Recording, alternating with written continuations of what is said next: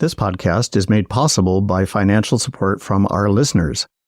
If you're not supporting us yet, check out 90milesfromneedles.com/donate or text the word needles to 53555.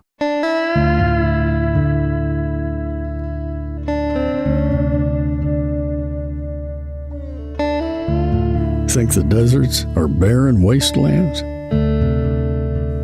Think again. It's time for 90 Miles from Needles, the Desert Protection Podcast. Thank you, Joe Jeffrey, and welcome to another episode of 90 Miles from Needles, the Desert Protection Podcast. I'm your host, Chris Clarke, and today we have a really interesting interview with Mr. Kyle Roerink, who is Executive Director of the Great Basin Water Network. Great Basin Water Network has been a really important player in bringing environmental sensibilities to the water discussions that are happening in the Great Basin and adjacent parts of the arid Southwest. Famously, Great Basin Water Network was crucial in the defeat of a proposal to bring a whole bunch of groundwater from relatively well-watered northeastern Nevada down to Las Vegas and forced Las Vegas to take a hard look at how it's going to survive without importing more water from outside. Nice little lesson in anti-colonialism. I think you're going to enjoy this conversation. We cover a lot of ground. But first, before we get to Kyle Roerink, I wanted to remind you that you make it possible for us to do this podcast. We have expenses that need to be paid. And for the first few months, my former co-host and I, back in 2022, were paying them out of pocket. It has been extremely gratifying to have a couple hundred people who are interested enough in making sure people have access to desert environmental news about North America that they're willing to kick in some money. 90milesfromneedles.com/donate will bring you to a page where you can choose from among the options. You can give a small or generous donation. You can make it recurring monthly or annually or just one time. You can also text the word needles to 53555, and in reply to your text, you'll get a link to a page where you can select that amount and frequency of donation. Whether you want to give just once or repeatedly, it's all good. We have a lot of $5 a month donors, and we cherish them all.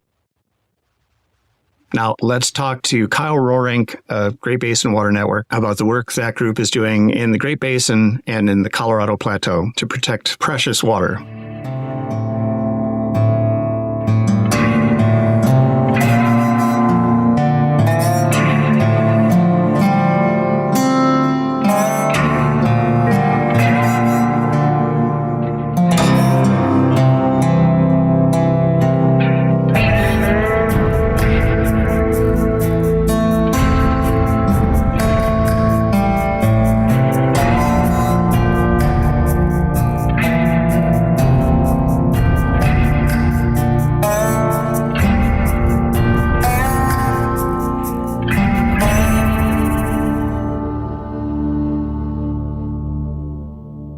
I would like very much to welcome Kyle Roerink from the Great Basin Water Network to our virtual studio, where we are going to get an update on some things Colorado River related.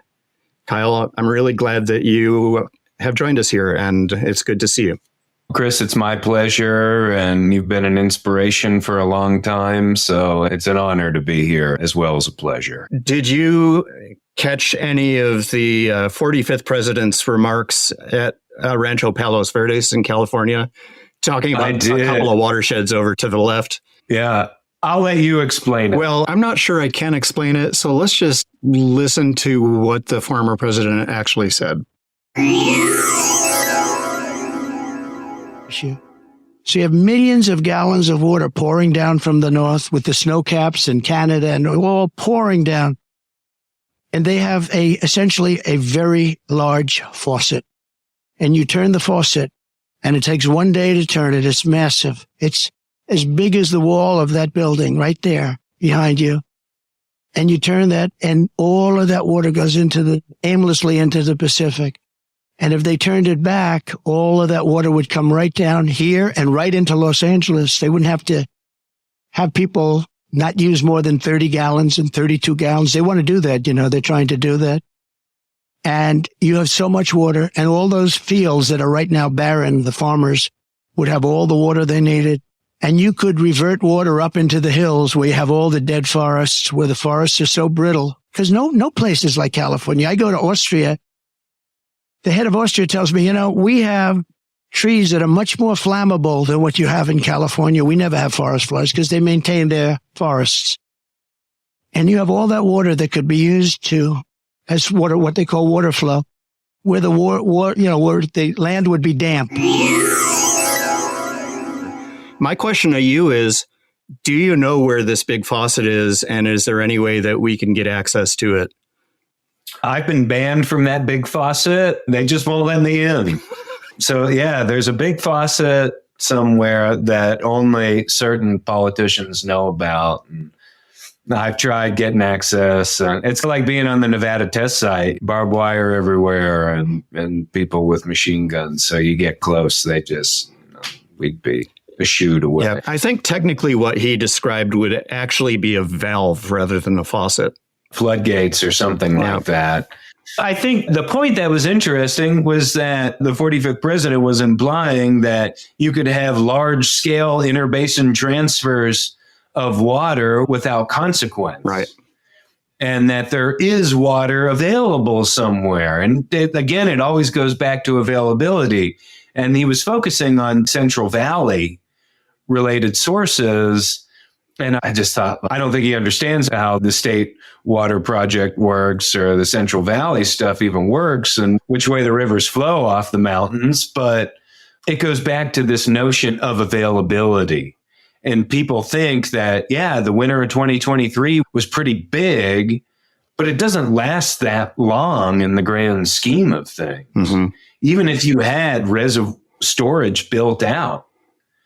Oh, in the next couple of years, we're going to see the CBS News articles and all the other big news entities posting pictures of empty reservoirs again. Yeah, we'll just got to tap the Peace River up in British Columbia and...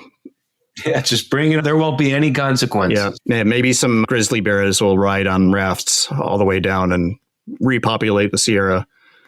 I'd love to see it. The question then becomes, if you're on an electric boat on that canal and it starts to sink, and you have the choice of being electrocuted or swimming over to where the grizzly is on a raft, which do you do? I'd only be using oars. At least something to hang on to, give you a little assurance. I'm not sure whether or not that qualifies as gallows humor or not, but I'll stand on the gallows with you anytime, Chris. Hopefully not. So what is on the Great Basin Water Network's agenda in September of 2024?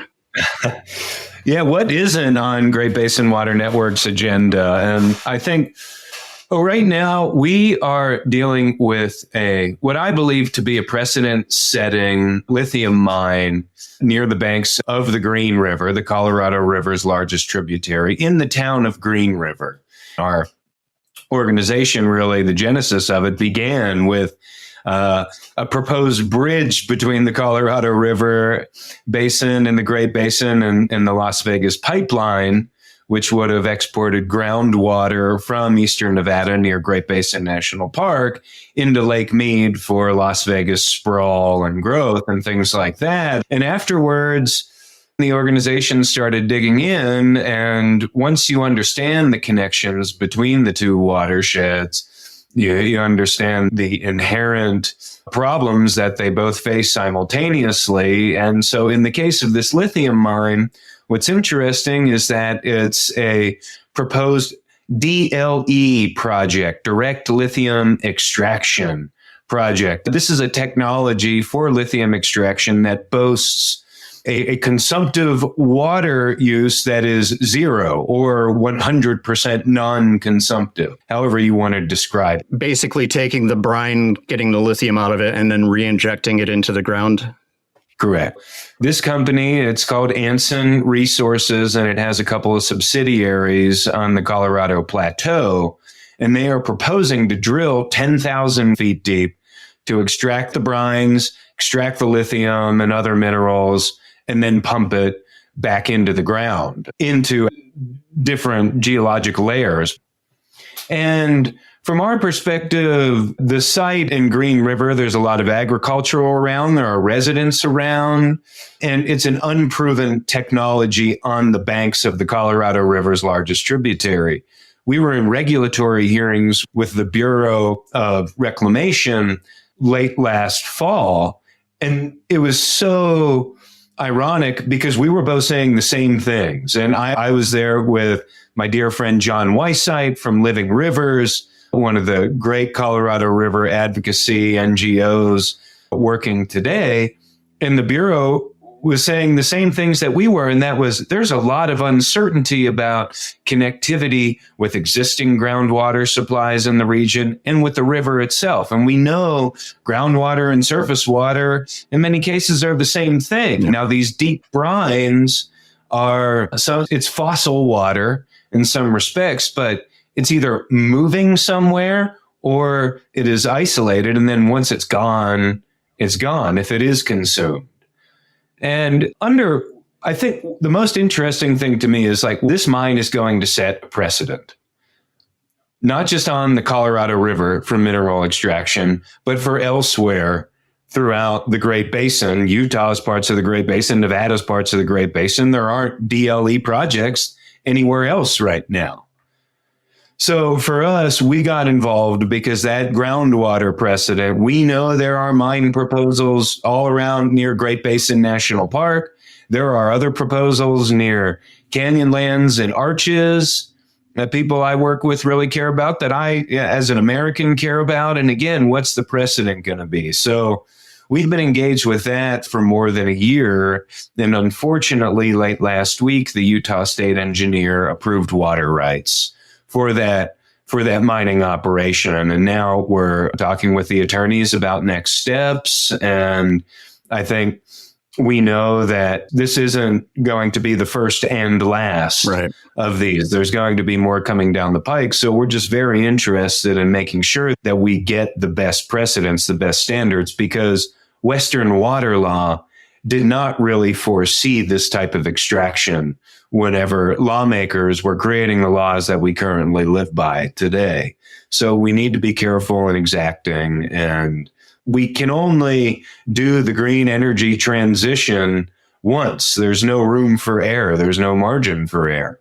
You only do it right once. And that's where we're really coming from on this. So I'm a little confused, which is not unusual. If they are not using water, at least in the net sense, how do water rights come into it? That's an excellent question, because they're extracting these brines.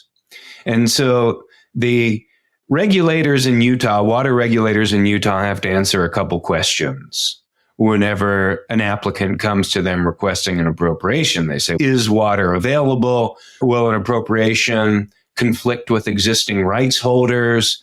And is an appropriation in the public welfare in the case of Utah law?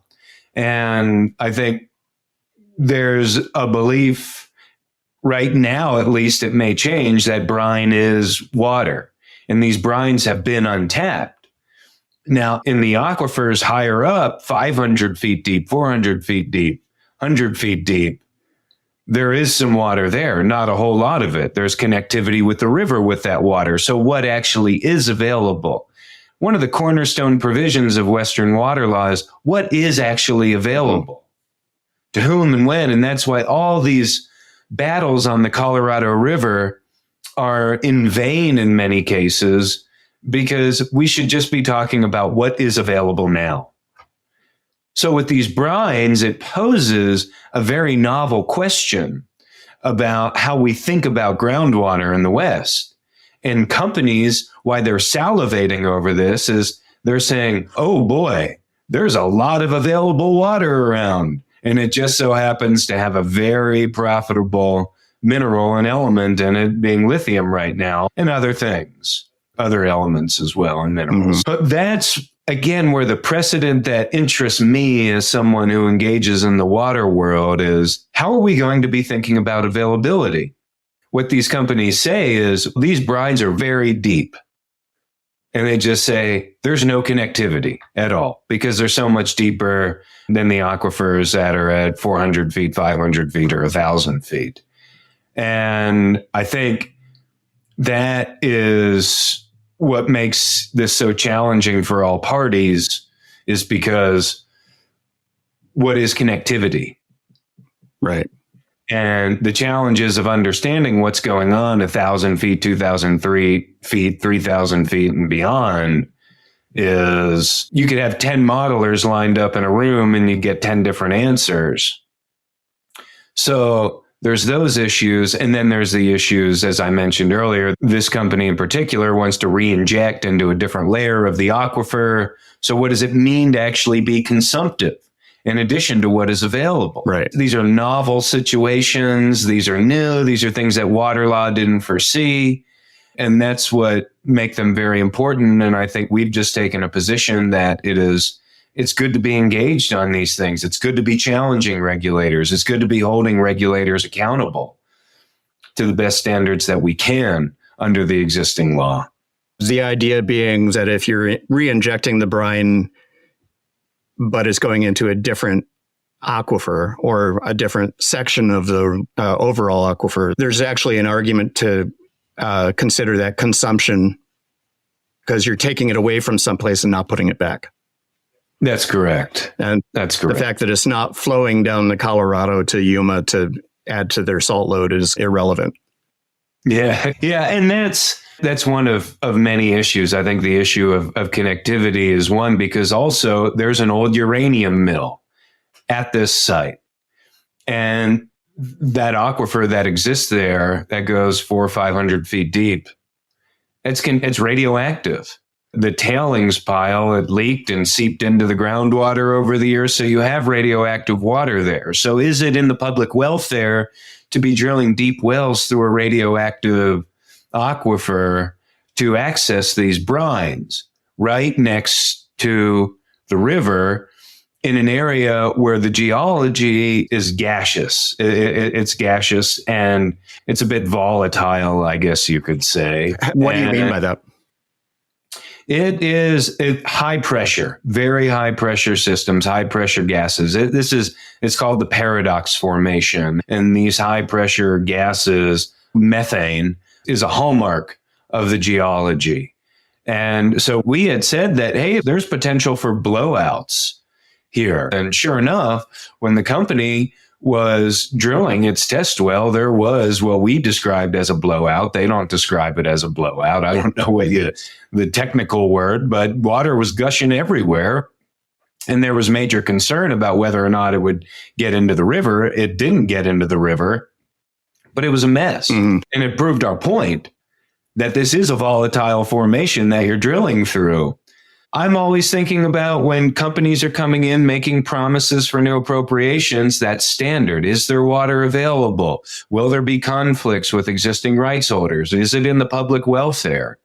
And companies that are coming in with new technologies promising to save the world with their mining solutions, there shouldn't be any free passes given. What's the royalty structure going to be to extract the mineral wealth from the state of Utah? These are things that lawmakers are probably going to get figured out by the end of the next session in Utah. But there's uncertainty right now. There's just a lot of uncertainty. And we're not anti-lithium. We're not anti-renewable energy transition. We're just pro-law. Mm-hmm. Where we like a lot of the elements of the existing law. I think that standard that I've repeated, those three considerations, are actually very good in some contexts, especially in the vacuum of Western water law. Things get complicated out there in the real world. So we have to hold companies to it until new standards are created. And right. It's a challenge. So who owns the land that the drilling would be happening on? The company bought it, and they bought it from folks that are all tied in with local government and Green River, and there's definitely some money making going on there.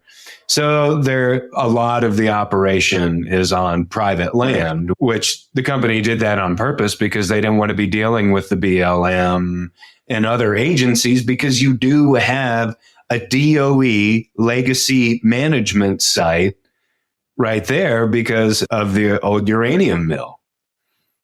Yeah. So it was smart in that context, but you're on their private property and there's a giant old tailings pile covered with rock to meet current DOE standards for remediation and public safety standards. But the aquifer is still contaminated, but it's right there. It's close to the river. And that's just a legacy of the way we did things 75, 80, 90 years ago. So it's complicated, but again, for me, what's the greatest interest is we're starting here in Green River, but then there are proposals for the Sevier Desert, and there's lithium claims being filed everywhere. Obviously, on the Great Salt Lake, this is going to happen. Now, under Utah law, the Great Salt Lake has its own bubble for regulating mineral development there. But it's going to be happening everywhere. There's also a proposal near Dead Horse State Park, Canyonlands, and Arches that there's been filings for water rights. There has been filings with the federal government for mineral exploration.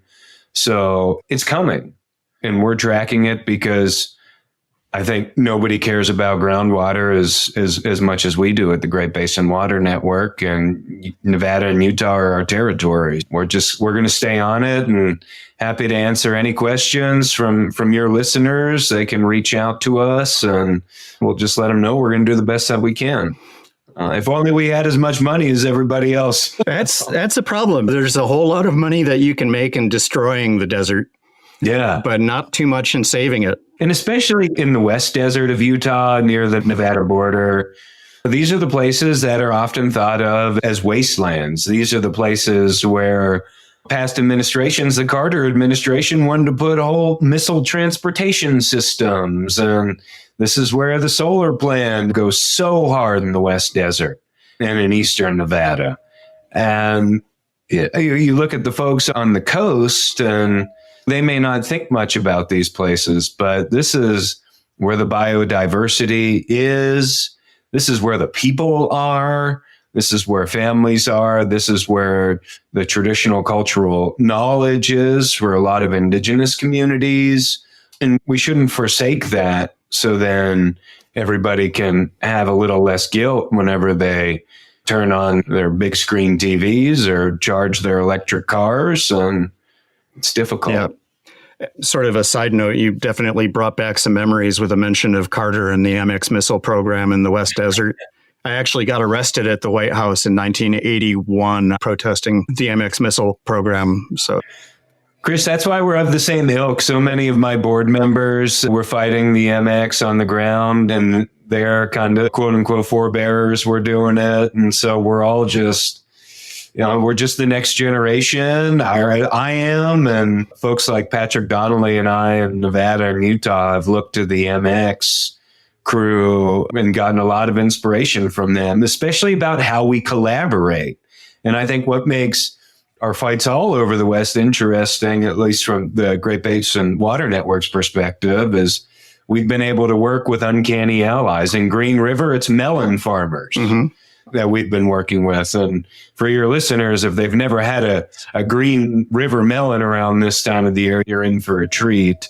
But in stopping the Vegas pipeline, it was farmers and ranchers, and the Cedar City fight, same thing. And you know how it works. Yep. And the MX missile fight really did that in a special way. I think like post Federal Lands Policy and Management Act, that post FLPMA era, and push that really bolstered the environmental movement after folks like David Brower and after the dam fights of the late 50s and early 60s. I think of the white-led environmental movement. The MX was a major flashpoint in the development of modern environmentalism.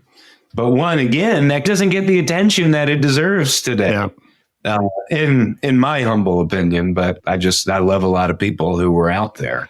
And there were a lot of native people out there too. In the bombing ranges, the expansion of bombing ranges in Nevada over the years, there were a lot of native people on the front lines, and same with Yucca Mountain. But I think all these movements coming together, it's really important to talk about that history and think about where we are today.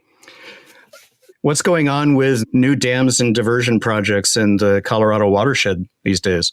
I've been working with some really cool students from UC Berkeley Climate Futures Lab, and we had made a spreadsheet with just done a lot of tracking. Guys like Gary Wachner had done a pretty good job of just giving us an understanding of certain proposals that were out there. And so we've been able to do a lot of research, get some coordinates, and do a lot of mapping, do some GIS mapping.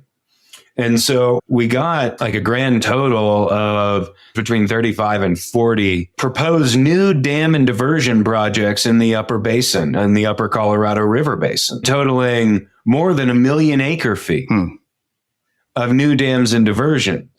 Does anyone in their right mind actually think there's a spare 1 million plus acre feet in the Colorado River system right now? You'd have to be crazy to believe that. And so I'm not saying every project will happen. I'm not saying half of them will, but I'm saying the desire is there by people to do it. And these projects are in varying degrees of permitting. Some are sitting on a shelf. Some are moving forward. Some have gotten the green light and haven't been constructed yet. Some have been stalled by litigation. Some are like the Lake Powell pipeline. Side note here, I knew that we had discussed the Lake Powell pipeline on this podcast at some point, and I thought I would just lift a description of what that actually is. And it turns out it was from the 4th episode of our first season. It came out in the spring of 2022, and it was, in fact, Kyle that we were talking to. So here's what Kyle said about the Lake Powell pipeline in our 4th ever episode.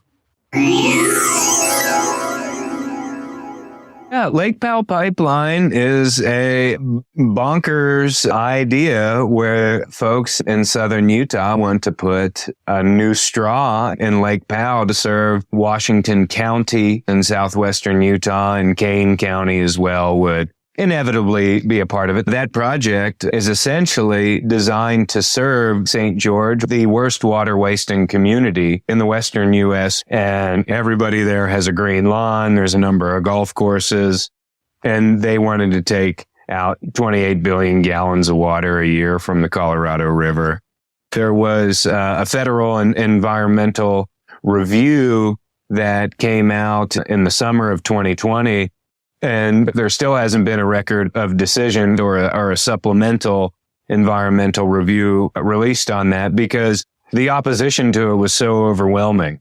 You know, Nevada and California and Arizona were commenting. When you see all the other Colorado River states writing letters and extensive comments about the dangers of that project, that was an eye-opener. And then I think the past couple of winters have not helped. As we say, our victories are temporary, theirs are permanent. No project is ever dead. And that's just something we got to keep an eye on. When you look at a community like St. George, where everybody's got a green line, they're using more than 300 gallons per capita per day, and they want to become a little metropolis, something's got to give. You can't have everything you want. You got to take a hard look in the mirror. Back to 2024. Some projects we haven't even begun to add in there yet the proposed new diversions for the Navajo Nation, which I've always said when we stood on the Hoover Dam a few summers ago in the most heightened levels of those recent drought years, I've always believed that the tribes should get access to their senior water rights. Mm-hmm. A lot of people hate the priority doctrine, but if we actually lived by it, it would be a more just world. But we've had regulators disregard it so many times to favor special interests that we are in the situation that we're in, where there's an imbalance of paper versus wet water. And so why am I interested in tracking all these dam and diversion proposals in the Upper Basin is what does that mean for Las Vegas that tried to import water from Eastern Nevada because they said the Colorado River was running dry? What does that mean for the CAP in Phoenix? What does that mean for Met in Los Angeles? And what does that mean for farmers in Imperial Valley? And what does that mean for all the lower basin tribes who are just trying to get a grip on things, whether you're the Crit, the Colorado River Indian tribes, or whether you're the Kachan? You have different needs and uses and historical contexts of all that, economic contexts. But again, we have entities that hold water on paper and say, oh, we need this. This is ours. We have a right to this, and we need to educate people on that. So we're building some of these things because I don't think the public at large understands what's even being proposed on top of what is happening before our very eyes. So it's scary. I'm having trouble imagining, even if the water was arguably there, that California, Nevada, Arizona wouldn't sue the daylights out of Wyoming for trying to withhold even a couple 100,000 acre feet. We're in a situation where it's going to be death by 1,000 paper cuts to some extent, unless you have a Lake Powell pipeline style project actually make it through the system. But I think it's more of a death by 1,000 paper cuts in the niche regulatory systems. In the Upper Basin, it's different than in the Lower Basin. We don't have a federal water master in the Upper Basin like we do in the Lower Basin, which was a result of the 1963 decision in Arizona versus California, the Supreme Court's decision. So you still have state engineers really making all the decisions and figuring out all the contracts, getting into that nitty gritty in the Upper Basin states of Utah, Colorado, New Mexico, and Wyoming. And so it's a lot different than what we have to deal with in Nevada, Arizona, and California, where it's a lot easier to have maybe some smaller agricultural institution file something with the Natural Resource Conservation Service out of USDA for a small dam, 5,000-6,000 acre feet, and have it not get a whole lot of attention than it is for the Lake Powell pipeline, or even, the Green River Block Exchange when that was first moving. So it's a lot harder to track. It's a lot harder to follow. And that's why I wanted to help build a tool that should soon be public for public consumption, just to see where things are and what they mean. We have a paper water problem on the Colorado River. And it starts with, it was over allocated from the beginning, 17, 18 million acre feet on paper. 20th century averages were just over 14 million acre feet. In the 21st century, we've lost about 2 million acre feet of flows from that 20th century average. The best scientists say we could lose another 2 million acre feet in the coming decades. So the worst is yet to come. So how are we preparing? And right now, as many of your listeners know, we are going through ongoing negotiations about how to manage the nation's two largest reservoirs in Lakes Mead and Powell. And I think we should really be talking about how are we only going to manage one of those in the future. Instead, we're playing games with ourselves about we can keep these two and pretend like it's 1983.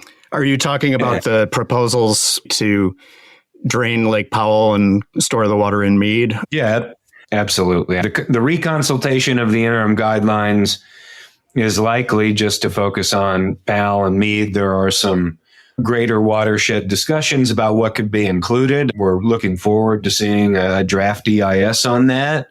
But I think in the long term, you're only likely going to be able to keep one of those puppies full. Yeah. And you have to choose Lake Mead 10 times out of 10 over Powell for the obvious reasons. It's the older reservoir in terms of priority status, getting water downstream to Arizona and California, the largest communities down there. It's just, it's the only thing that makes sense. And then you add in, because Glen Canyon Dam was designed a lot differently than Hoover Dam, you have a lot of inherent infrastructure problems for water delivery downstream through the Grand Canyon in low flow scenarios. And so we have a lot to swallow, a lot to think about there, but foremost of which should be that there's going to be less water coming down the system in coming years, if we're to believe the nation's best scientists. Don't go away. We'll be right back.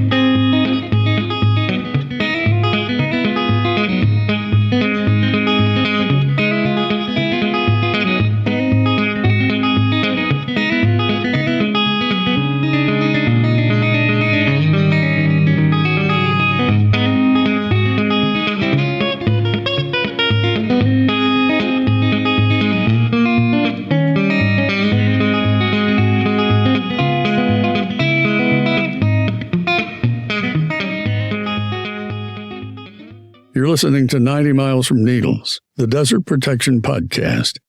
You can help the desert by picking up those dang Mylar balloons. Kyle Roerink, we had you on in 2022, and I think that's really the last time we discussed prognosis for the Colorado. What's happened in the last couple of years? I'll say this, everybody raved and rant and raved about the winter of 2023, and 24 was pretty good, but 2024 was still below the 21st century average in terms of runoff. 2023 was obviously above average, but it wasn't like a 1983 or a couple of those years in the 90s. And again, combined storage right now is below 40%. Between Powell and Meade, they're both below 40% full. How are things doing? We're likely headed into La Nina patterns, which means drier winters. It's hard to tell, and I'm no meteorologist, but it's reasonable to expect dry times to be coming back. So our large reservoirs aren't even 40% full, let alone 50% full. It's going to be a challenge to keep them full.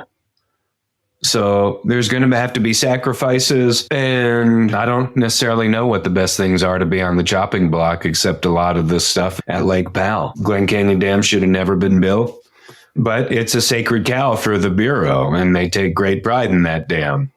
But we've already seen damage to it from the recent drought years. We made a lot of news earlier this year that there were impacts from cavitation, which is this force of turbines spinning and air pockets building up in these tubes that spit out the water, because it just, when you have lower flows, you have more opportunity for air to get in there, and that's damaging to the system itself. We know in 83 that the spillways were greatly damaged at Glen Canyon. And so now those are two opposite situations. During flood scenarios, the dam doesn't work properly.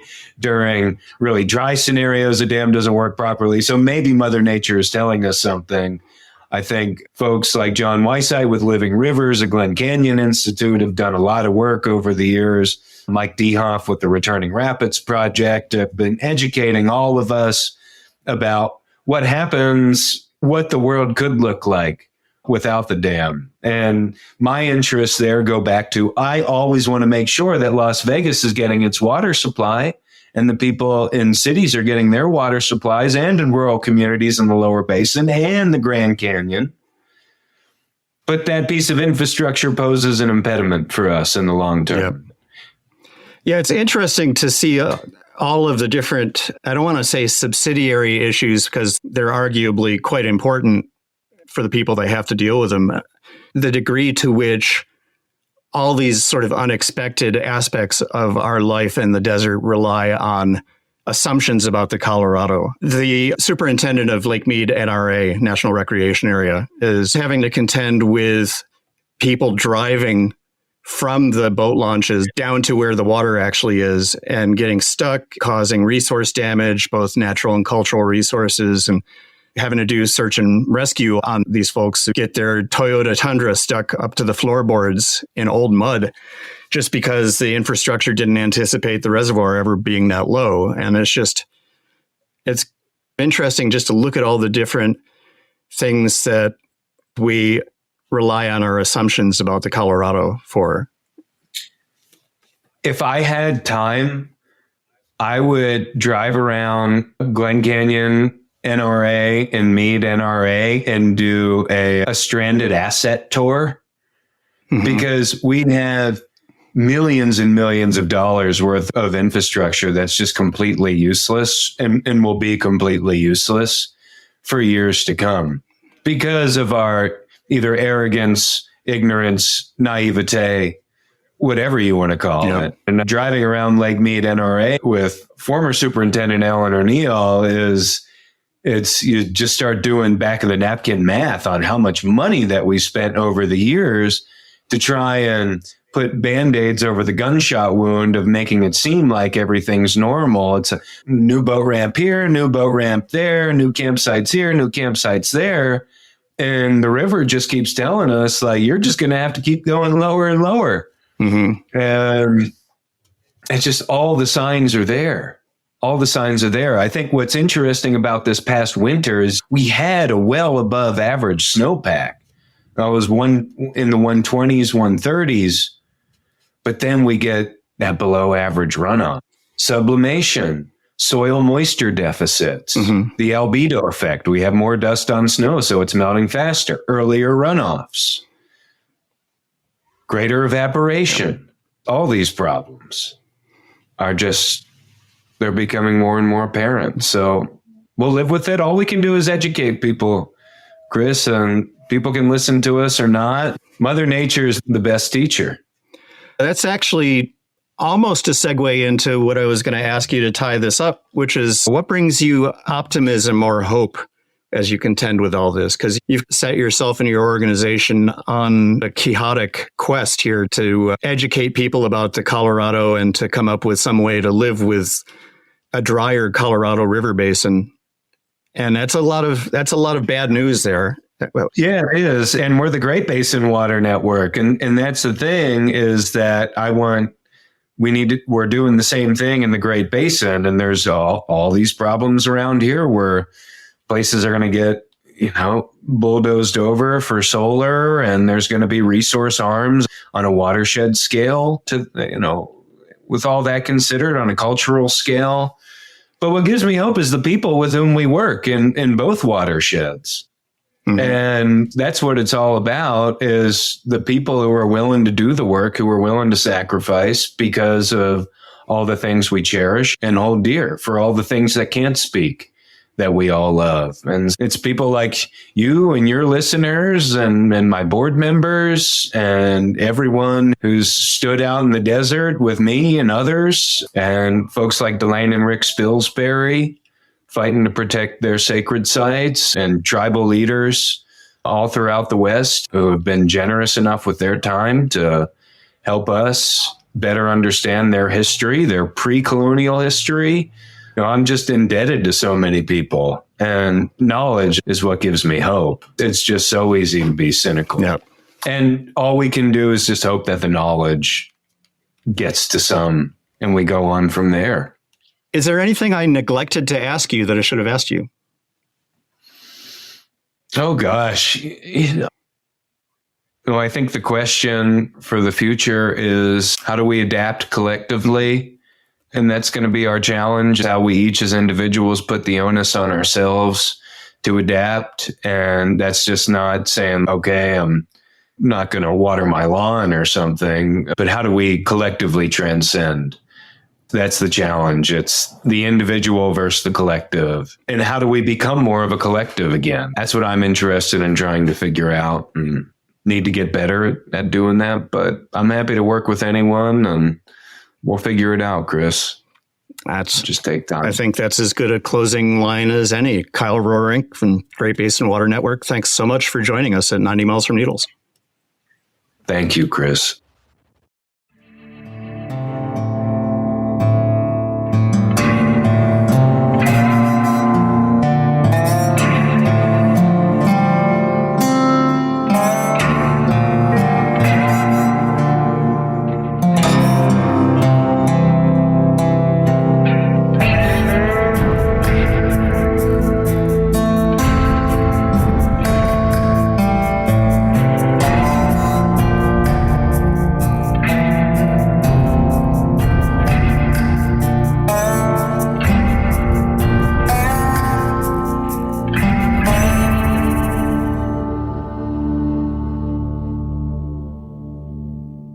And that wraps up another episode of 90 Miles from Needles, the Desert Protection Podcast. I would like to thank Kyle Roerink of Great Basin Water Network for joining us and talking to us about some of the work that his group has been involved in lately. Also want to thank Joe Jeffrey, our voiceover announcer, and Martine Mancha, our podcast artist. We do not have any new donors to thank this time around. You can help us fix that by going to 90milesfromneedles.com/donate and picking from one of the many options there, affordable and otherwise. Our theme song, Moody Western, is by Brightside Studio. Other music is via envato.com. We had a spate of really nice weather in the desert for about a week. It has warmed up again. I told myself I was going to take myself for a hike this week, kind of arrange my tasks so that I had a day that was free, and I might still do that, but I got to say, if it's going to be above triple digits, I might try and find a place that's entirely out of the sun to go hiking, shopping mall, something like that. At any rate, we will be back next week with yet another episode. And in the meantime, why not check out desertnews.substack.com? Comes out every Monday, more or less. And it's a compendium of all the news that I could find from various sources, mainstream and otherwise, about environmental issues in our wonderful deserts in North America. In the meantime, stay well. The desert needs you. And I will see you at the next watering hole. Bye now.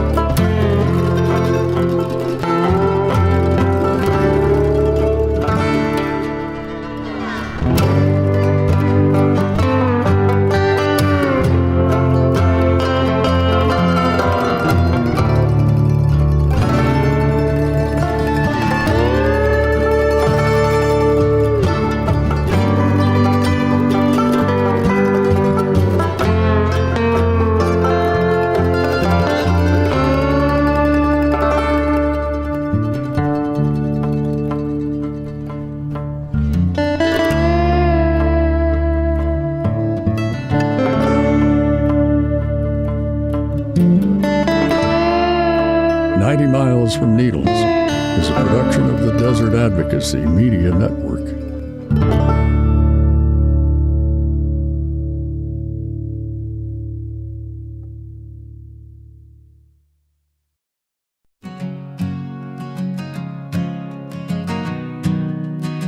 So you have millions of gallons of water pouring down from the north, with the snow caps in Canada and all pouring down. And they have essentially a very large faucet. And you turn the faucet, and it takes one day to turn it. It's massive. It's as big as the wall of that building right there behind you. And you turn that, and all of that water goes aimlessly into the Pacific. And if they turn it back, all of that water would come right down here and right into Los Angeles. They wouldn't have to have people not use more than 30 gallons and 32 gallons. They want to do that. You know they're trying to do that. And you have so much water, and all those fields are right now barren. The farmers would have all the water they needed, and you could revert water up into the hills where you have all the dead forests, where the forests are so brittle because no places like California. I go to Austria, the head of Austria tells me, we have trees that are much more flammable than what you have in California.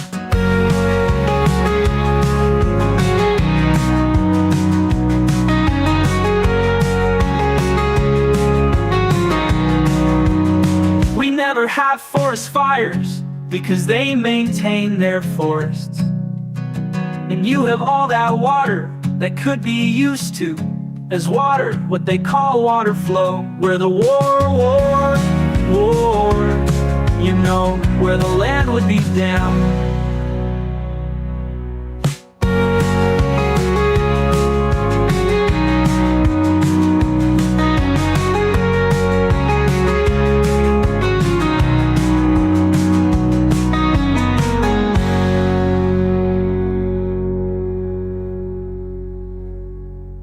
We never have forest fires because they maintain their forests. And you have all that water that could be used to as water, what they call water flow, where the war, where the land would be down.